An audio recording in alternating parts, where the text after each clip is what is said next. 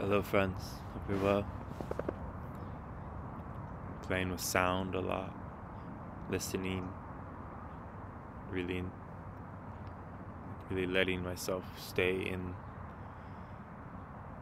that very pure listening state. Um, so I'm leaving this area, this home where I've been listening to traffic, the freeway in the background, and the birds and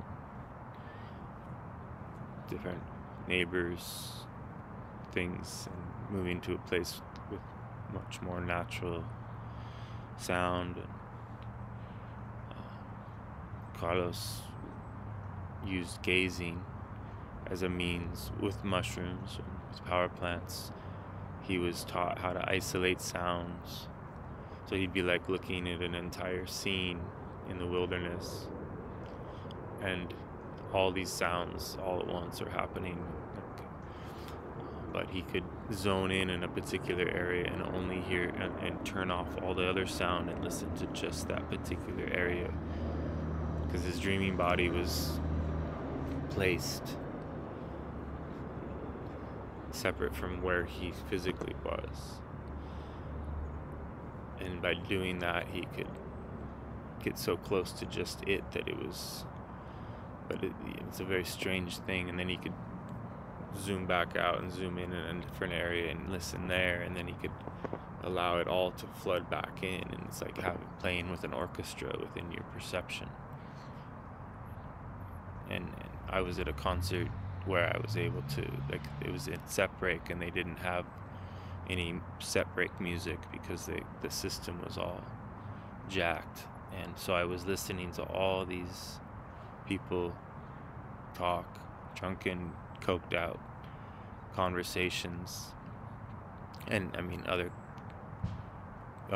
people as well, but just a lot of energy to tap into and experience and witness. And I could hear, because I was able to reach such a unique state of silence within my being, I was able to listen to so many conversations at the same time, like all of them, because I wasn't trying to take inventory of them. I was just allowing them to be, and so it doesn't sound, obviously birds and beautiful music is incredible, but you could also, some of the most powerful people in the world break free by standing on the street corner in New York City on LSD or people spend years meditating on the streets and let the sounds of the world flood their ears, and they reach altered states while taking in all that intensity.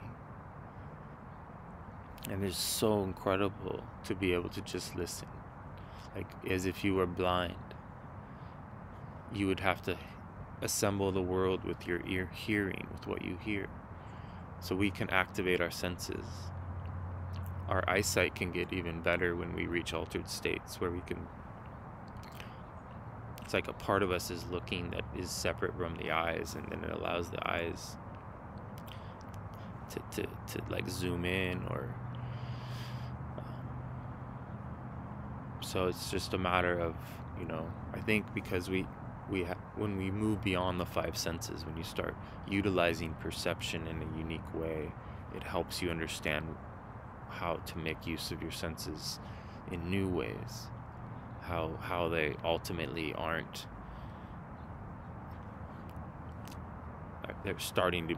my senses are starting to become less limited and more expansive, and starting to be something, it's like I'm starting to access another way of interacting with this realm, right? So it's actually, that's why even though it may be that we're in a construct, doesn't mean that we're limited to it. We don't need to wait until we die to discover what is outside of this construct. And but that takes, it's very uncomfortable to allow yourself to stay in silence long enough to where you could start to have a relationship with the earth and be guided into different layers of the onion in a sustainable way. But it starts with little breakthroughs. It's not meant to be that we just suddenly escape a place or anything like that. This is an incredible realm to discover. There's no need to go other places. The only reason one of the reasons we allow ourselves to enter other layers is so that we understand and remember that we are travelers, that we're not limited. That's how the shackles come off. That's what fuels your being with purpose, is when you realize that there's a lot we get to do here, and if we could wake up, we could apply ourselves. But as I've said before, we want to have a foundation that is it makes it so that as we go to start to discover these things, it doesn't unground us, because it's very gazing, and all these things can be very ungrounding if you haven't found a way to take care of yourself. And I've had some difficult moments where I was very ungrounded in my life. I was getting pretty lost because I discovered all these things, but I wasn't necessarily choosing them. I was gravitating towards some just kind of like fuck it kind of stuff, like with partying and starting to see the world. My power is starting to sort of fade a little bit, and I had to really go to my depths to reestablish my connection with the mother. And I was able to do that in a moment when I was feeling especially ungrounded, and I was amongst a bunch of people that that weren't really people that I could use to help me ground, because they weren't, it was just sort of in a festival situation. I didn't really know what I'd got myself into. I got myself in a vulnerable kind of dynamic energetically, and these things happen, and you have to take care of yourself, even when it's inconvenient, even when it might be embarrassing. Advocate for yourself. These people that you may be not wanting to burden someone, or you don't want people to see you a particular way, but ultimately they don't exist in a sense. They may be people that someday will be a dynamic part of your life, but regardless, you're the one to take care of. Don't let other people's perception of you or other people's discomfort keep you from saying what needs to be said, setting the boundaries that you need to set, and pull yourself out of situations that are draining you. But when you do find yourself being drained, observe what's happening, why it's hard to exit that dynamic. And where I'm a people pleaser, I tend to not want to offend people, but that's purely my own excuse, and it's my responsibility. And I'm not doing anyone any favors by being anything less than what my truest, authentic self, and speaking what needs to be said. But I think learning these boundaries is key, but it's also can be people that learn boundaries can get kind of spun out about it and start setting all kinds of boundaries, and in some way they burn bridges in doing so, because they don't do it in a very strategic way. So that's just our drama showing up, and we are just dramatic people. We come from, that's what keeps us in this world, is the fact that we engage on some level with the drama of the story of the elite, or the story of whatever. It's still just a story, and it keeps us from discovering what's beyond this construct, what's beyond these distractions. People, stories. So shamans say that you're no longer the person that you once were when you no longer need others in order to feel connected to all things. Your aloneness becomes so incredible that it's actually kind of challenging to share your time with other people because you value your aloneness so much. And when you no longer need distraction of any type, of people or content or anything that would take you away from the abstract, that's when you're no longer who you were when you were born. You've now moved into the realm of being part of the abstract. It's there's no going back once you've gotten to that point, because there's no way to reassemble what you were.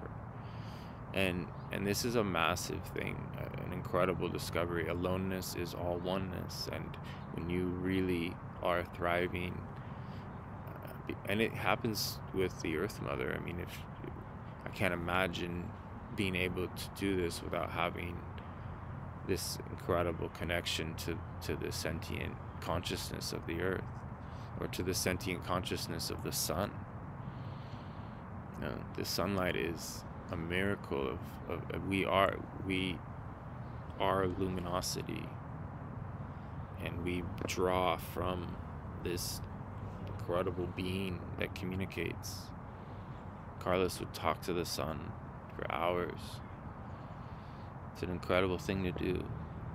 It's to be able to get so silent that you can hear, like you receive this incredible feeling.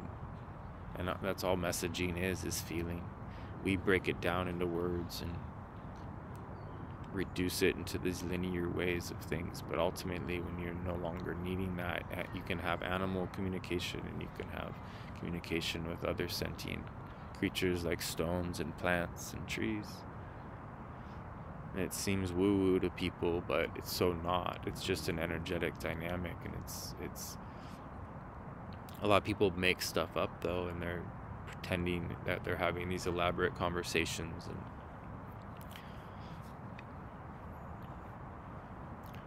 but it doesn't need to be. The simplicity is where it's at. Simplicity is where you heal. These complex stories in which we uphold our ego and pretend that we're, I mean, I'm just a novice. I just happen to have found a path that is like a martial art that you can never master. It's something so infinite, and it takes a long time to build up the resiliency to withstand the intensity of what it's offering. The shamans have a romance with knowledge. They lose interest with the distractions, and they pursue a great knowing, an inner knowing, a silent knowing, a depth of connection that is not limited by social constructs. So whatever stories we are learning and unlearning, they actually don't matter in the end, but they help us to learn to empower ourselves, because when you fearlessly speak the truth, regardless of how others perceive you, you start to get strong. And that strength builds, that becomes your power, personal power. Again, it doesn't matter how much personal power you have, it's how much you trust in it. So once you understand that, then your relationship with the infinite becomes incredibly unique, because your trust allows you to be a conduit, which is where the impeccability comes in. I watch so many people override and miss out by being disciplined. If they were to discover the impeccability, they would be following very powerful system of guidance that would lead them to some adventures that they might not allow themselves to have if they're living based on a control system. And discipline is a control system. It keeps everything It keeps the shadow from fully surfacing. But your energy level is critical. So discipline is very needed, that you take really good care of yourself in whatever way you can. So if you're over here doing this, you might have to really balance it with something that's, easy for you to reset your being. But just be honest with yourself. Find a way forward that works for you, that isn't so idealistic that you can't uphold it and then you crash. And it's okay to just see a path forward that is strategic, that makes sense. Give yourself time. You're going to have a magical life. Tell yourself that. Believe it. See it. Feel it. Be willing to feel the feelings of what it would feel like to feel incredible. And hang out in that and allow it to move toward you.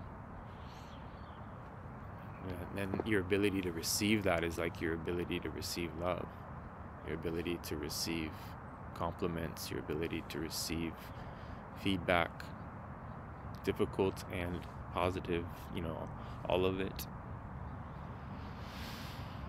Find powerful people to speak with who can serve as a mirror for you to get to know the areas in which you're remaining unconscious, which are your shields, which are actually helpful. We don't want to just suddenly be ultimately,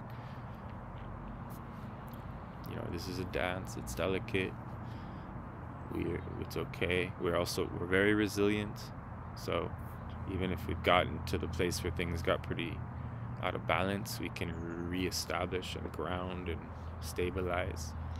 But it's just about getting priorities really clear. But ultimately, there's just so much beauty in this realm. But the more you become able to perceive that beauty and interact with the mother and all that she can show you, it's all communicating. And it's just whether or not we're attached to what is happening. If we can detach, then we are no longer afraid. Attachment is fear. Attachment to outcome, attachment to story, attachment to being right. And fearlessness is freedom. It gives you so much more room to explore, to breathe. But this is a dance that's difficult for all of us, because when the assemblage point moves and you start to see and get to know more about this realm, there's going to be times where it's super uncomfortable and scary, because your perception is going to move on its own and you're going to want to panic. It will pass. You'll be okay. Roll your eyes. Do some powerful movements, do whatever you can and trust it. It's these extreme openings that occur and allow you to gain access to something, and it's just preparing you for even greater shifts down the line. But the shamans say that you could, to cross the in-between space to reach the abyss is quite uncomfortable until you get used to it. And so we're just being given little, what people call a flashback. This idea that we can have a flashback from an LSD experience, and that's one way in which people could accept the concept of what's happening to them. But ultimately, we never needed LSD, and we never, there is a way to move and live in these states of perception that LSD and mushrooms provide. And when we learn to live like that all the time, then it's like being in a permanent flashback, so to speak, right? So until we kind of realize that that's our natural state, is to be really uniquely aware and conscious and accessing the intensity of the timelessness. Um, we will compartmentalize those states of awareness as being based as something that only psychedelics can access for us, but ultimately that's just a description that's limiting us. Um, that's why, people avoid the magical passes for a reason. It's even I do. I could be learning so many of them. I mean, I've discovered my own, and so that's, in a sense, I don't need them anymore. But there's still resistance to like learning them all, because uh, there's a timing to this. Our shadow, our shields, they slow us down so that we don't overwhelm our system. And people that push past that, the discipline, and try to override it, I just see it backfiring a lot in different ways. But that's just another version of the discovery process as well. So ultimately, that's one way to do it. I know people that they just pushed themselves so hard. They reached really cool places, but they were actually running from particular areas of their life, and that's why they did that. And it can be really difficult to integrate later on. So we might have, like, all these things we tell ourselves is how we are and how we function and what works for us and what doesn't. Those are all just boxes that we put ourselves in,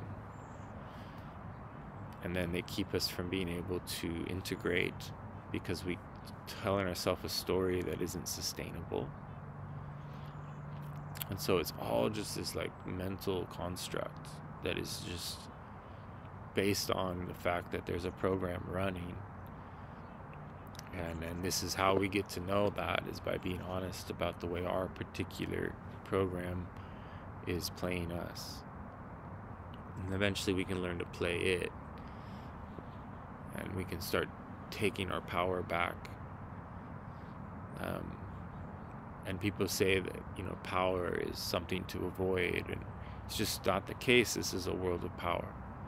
If you don't have power, then you just, the experience will be, it's just unavoidable. If you go inward and you access the mother, she's going to fill you with, help you reclaim and return to what you are, and to be a traveler, to navigate this realm, to be able to see energy and interact and feel things on a deep level. You have to be strong, very, very strong.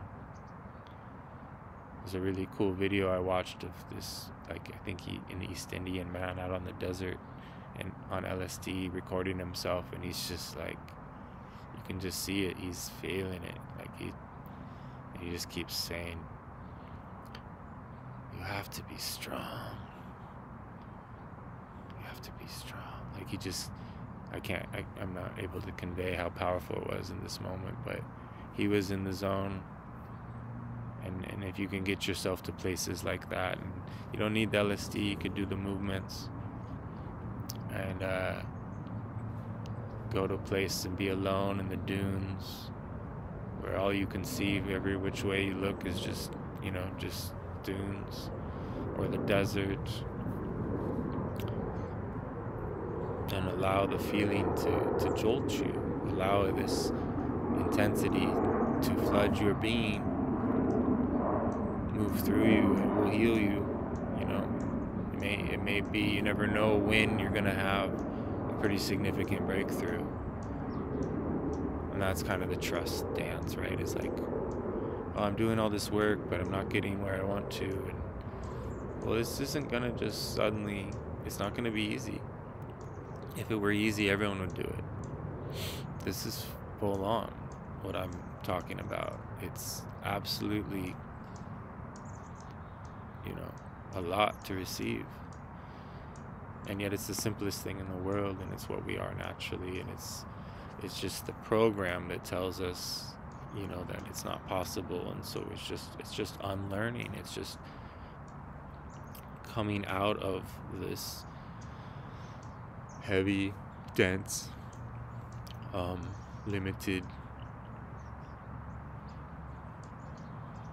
interference that's being run by a predator that's very smart, very efficient, and it's not even, yeah, it's just indifferent.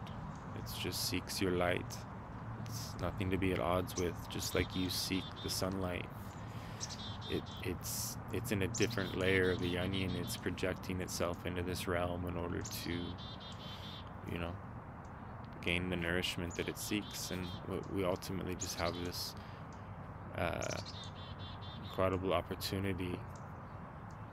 You know, people will ask the Toltecs, why don't you do something about this? And I said, we are. We're disciplining ourselves to the point that this thing can't feed off of us. And eventually other people will realize how to do this for themselves. We can't save other people, but we can take care of our individual self. This is where it's at. It's personal responsibility. Your story will change when you start taking full responsibility for everything that's going on in your reality. Like existential kink, if it's happening, it's because you want it to. Some part of you likes it, and it often is because it's what you're used to, is some drama. It's a blueprint. It's blueprinted into your being that this storyline repeats itself, and so it's more comfortable than the evolved version of yourself. And so, and I do this too, very, very much so. It's going to take time for us to see all those aspects of our being that are still